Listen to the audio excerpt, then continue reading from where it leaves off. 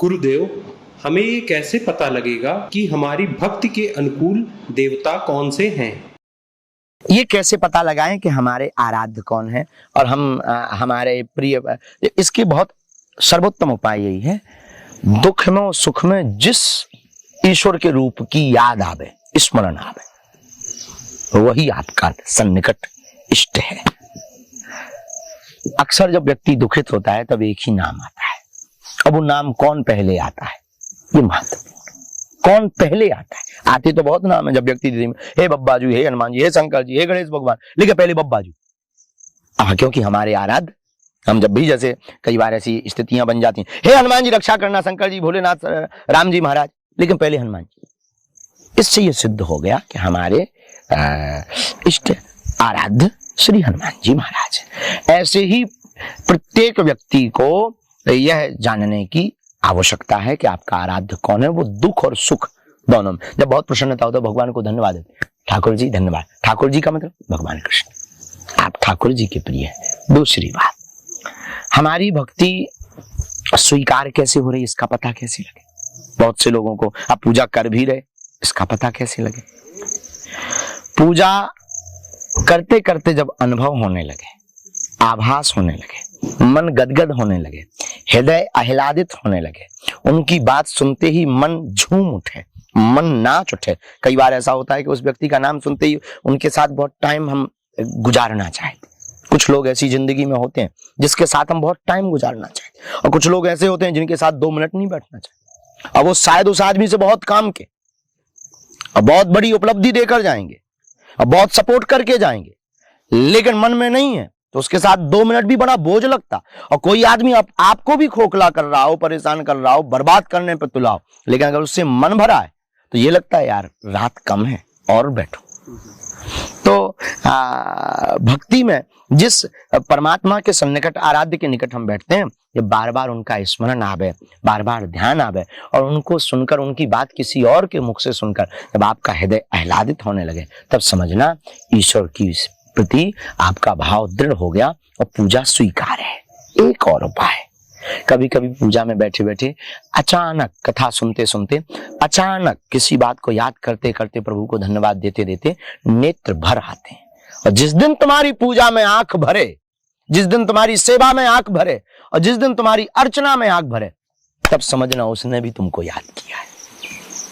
उस परमात्मा ने भी तुमको याद किया, उसने तुम्हारी खबर ली। और ये अचानक घटना घटती।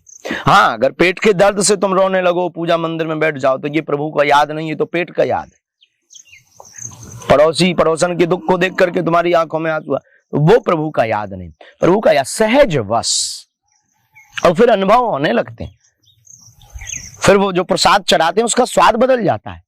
जब चढ़ाते हैं तब वो मिठाई रहता है, और जब चढ़ा करके अर्पित करके वो प्रभु को आरोगित करके, वो मंत्रोच्चारण करके वो प्रभु को सीताराम आइए, हनुमान आइए, मेरे भोजन का भोग लगा जाइए, और जब उसके बाद पाते हैं तो फिर वो मिठाई नहीं बचती, फिर वो प्रसाद बन जाता है।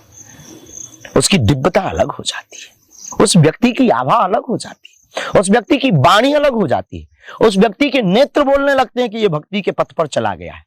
उसकी सहजता बताने लगती है ये कृष्ण का उपासक है, उसकी चंचलता बताने लगती है कृष्ण का उपासक है, उसकी सरलता बताने लगती है ये राम का उपासक है, उसका अक्खड़ फक्कड़पन बताने लगता है ये महादेव का उपासक है, और उसकी नटखड़पन बताने लगता है ये हनुमान का उपासक है। तो अपने आप ढल जाता। भूत प्रेतों की पूजा करने वाले व्यक्ति का शकल अपने आप बताने लगता है ये प्रेतों का उपासक है। जो जिसकी पूजा करेगा, जो जिसका ध्यान करेगा, जो जिसको सिमरण करेगा, उसका मन, उसका चित्त और उसका रूप ठीक वैसे ही हो जाए। दिल्ली के पास घटी एक घटना हमारे दादा गुरुजी अक्सर बताते थे। वहां पर कोई हनुमान प्रसाद मिश्र रहते थे, और उनका नाम ठीक वैसे तो विजय लाल था, लेकिन उनका नाम हनुमान प्रसाद बाद में पड़ गया, क्योंकि उन्होंने बचपन काल की 13 साल की अवस्था से अपने जीवन की 77 वर्ष की आयु तक प्रतिदिन हनुमान जी की सेवा की। मंदिर कभी छोड़ा नहीं। घर वालों ने खूब समझाया, वो कभी माने नहीं। शादी वाले आए तो शादी के दिन भाग गए, नंगे हो गए शादी वालों के सामने। तो शादी वालों ने भी मना कर दिया, विवाह हुआ नहीं, गृहस्थ जीवन में गए नहीं। और अंत तो गत्वा 77 वर्ष की उम्र के आने के पूर्व में, जब वो 50 से 55 वर्ष की आयु के थे, तब उनके चेहरे का मुख बंदरों जैसी आकृति हो गई थी, और उनकी उठक बैठक और खुजली करने की दशा ठीक बानरों जैसी हो गई थी। तो व्यक्ति जिसका चिंतन करता है, जिसके बारे में सोचता है, किसी बहुत बड़े दार्शनिक के द्वारा सुनी हुई हमारे पास एक कहानी है, और वो कहानी हमें बहुत स्मरण आ जाती है कि एक आदमी एक साधु के पास, फकीर के पास पहुंचा कि मुझे ध्यान करना है और मुझे आत्मज्ञान और आत्म मोक्ष पाना है, और कृपा करके कोई बहुत सरल सहज रास्ता बताइए। तो उन्होंने कहा कि ऐसे तो कोई रास्ता बहुत बड़ा है नहीं, एक काम करो, तुम गुफा में जाओ और सबसे पहले तो अगर तुम्हें इस रास्ते पे चलना है तो सबसे पहले तुम केवल 28 दिन तक भैंस का चिंतन करो। क्योंकि सामने एक भैंस खड़ी हुई थी, उन्होंने उसी को देखकर कह दिया जाओ भैंस का चिंतन करो। वो आदमी बोला ये भी कोई ध्यान की पद्धति है? बोले गुरु आज्ञा मत टालो, तुम्हें क्या लेना देना, भैंस का चिंतन करो मतलब करो।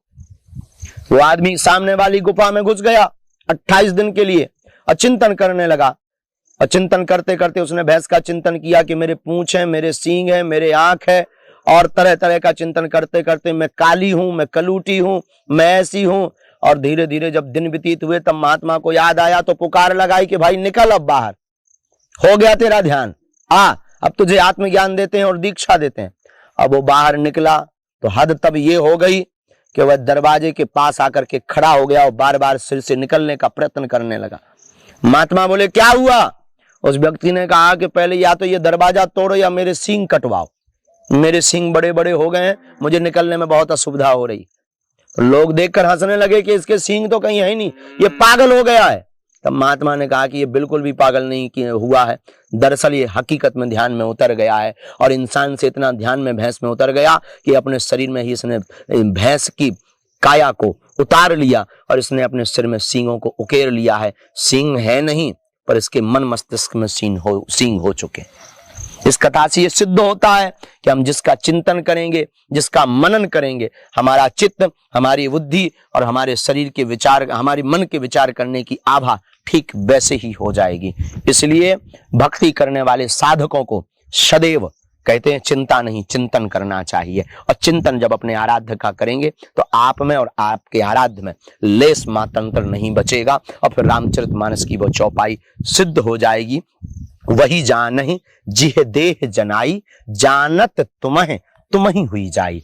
परमात्मा को वही जान सकता जिसे वो जानकारी देने की सामर्थ्यता दे दें, और परमात्मा को जानने के बाद फिर परमात्मा में और उस परमात्मा के भक्त में ठीक इतना अंतर होता है जितना सूर्य और सूर्य की किरण में अंतर होता है। ठीक इतना अंतर होता है जितना वाणी और वाणी में निकले हुए शब्दों में अंतर होता है। ठीक इतना अंतर होता है जितना नेत्र नेत्र की रोशनी में अंतर होता है, उतना ही भक्त और भगवान में अंतर होता है।